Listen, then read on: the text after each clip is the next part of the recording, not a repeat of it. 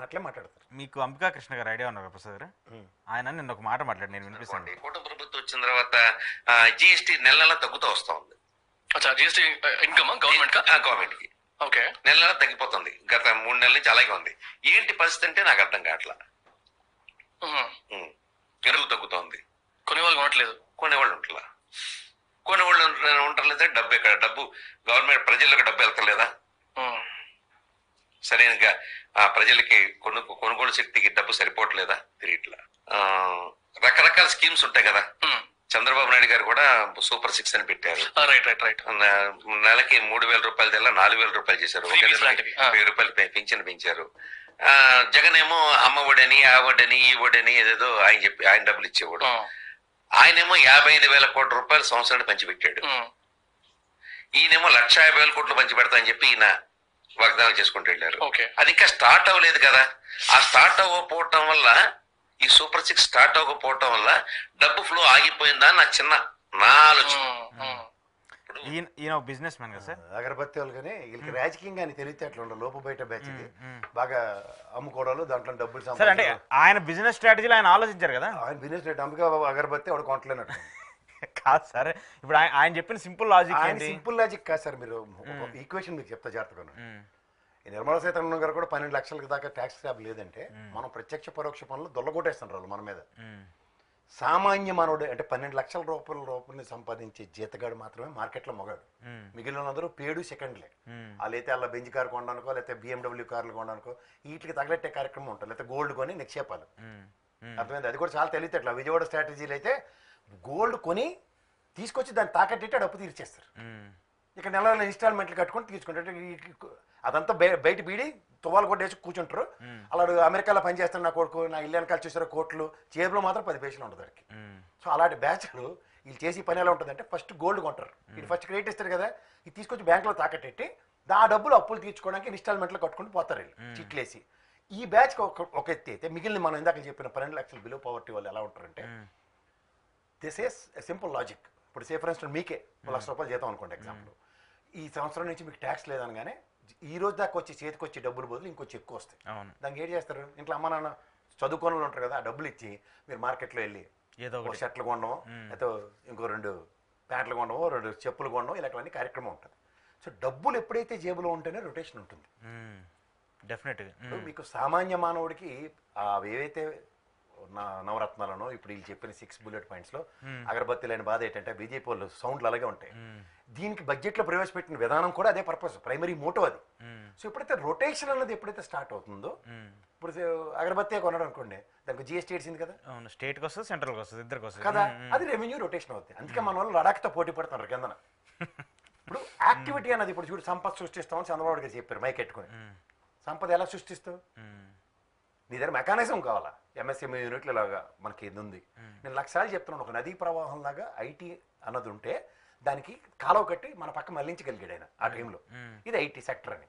ఇప్పుడు ఏంటుంది ఏమనంటే ఏ అంటుండదు. ఆ ఏలో ఏం వస్తుందో చెప్పండి బాబు అంటే మీకు తెలీదు. మొన్న వాట్సాప్ గవర్నెన్స్ కూడా అన్నారు, అది నాకు అదేంటో అర్థం కాదు. ఇప్పుడు దాంట్లో 8 మెసేజ్లు వస్తున్నాయి తెలుసా. సరే 7 నెలలు అయింది, 3,000 చెప్పిన 21,000 మాకు నిరుద్యోగ భృతి రావాలి, ఇలాంటి మెసేజ్లు ఇస్తున్నారు వాళ్ళకి కదా. సరే ఇవి ఒకటి వాట్సాప్ గవర్నెన్స్లు ఇవన్నీ ఈ పొటానీ కబుర్లు పక్క తీయమనండి. What executions are very much important. ఏంటి ప్రజల దగ్గర రొటేషన్ కావాలంటే ఏం చేయాలా? సంపద సృష్టి కాదు వాడు ఇప్పుడు ఉదాహరణకి ఎవలాస్ ఉంది ఇక్కడ, ఆయన క్యాస్ట్ ఒకసారి కనుక్కుంటే వాడని చెప్తారు.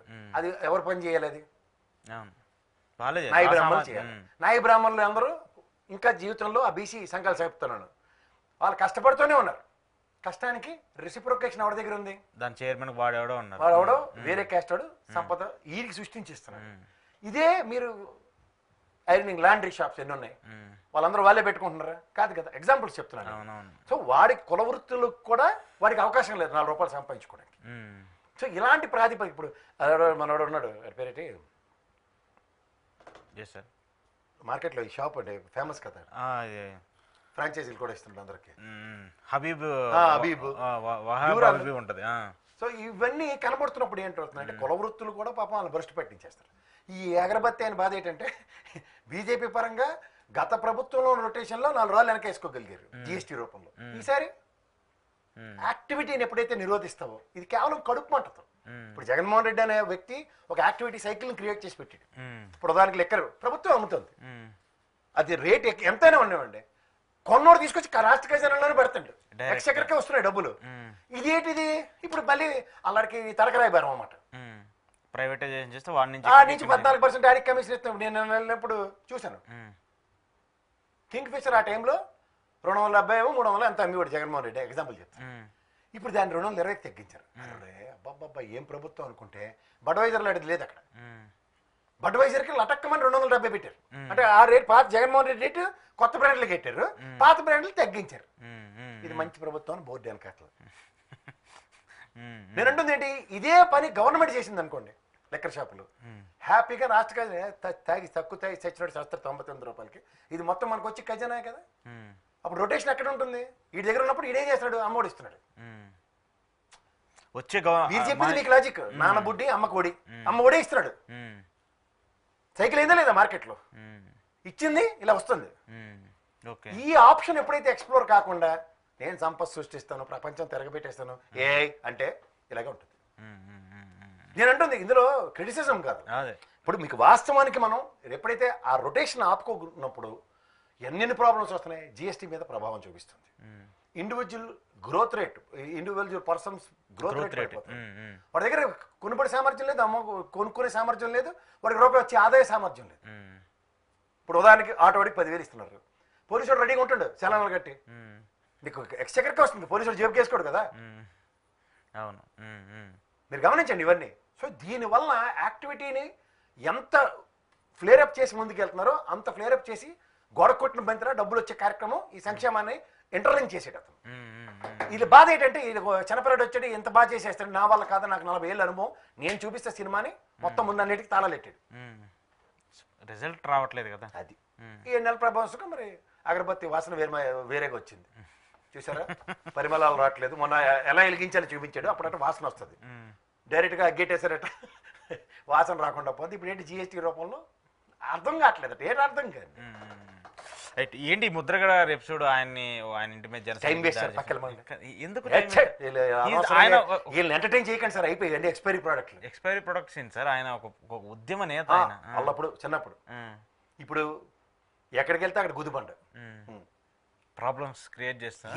దేనికి టైం వేస్ట్, ఎవరికైనా కులం కన్న తల్లితో సమానం, ఆడి కులాన్ని గౌరవించుకోలేదు. ఎప్పుడైతే అది జరగలేదో వాళ్ళ మనోభావాలు కూడా చాలా మందికి గాయమే ఉన్నాయి, వేస్ట్ అండి.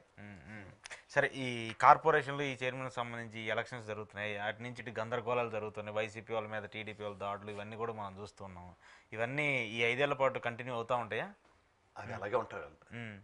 రాజకీయ నాయకులు మేకవన్న పులుల్లో ముసుగులేసి మాస్కులు తీస్తుంటారు. అడిగి నిన్నటి దాకా వైసీపీ దైవం అంటాడు, ఇవాళ తెలుగుదేశం అంటాడు. రేపు తెలుగుదేశం వాళ్ళు దెయ్యాలు అయిపోతారు, వైఎస్ఆర్సీపీ వాళ్ళు దేవుళ్ళు అవుతారు.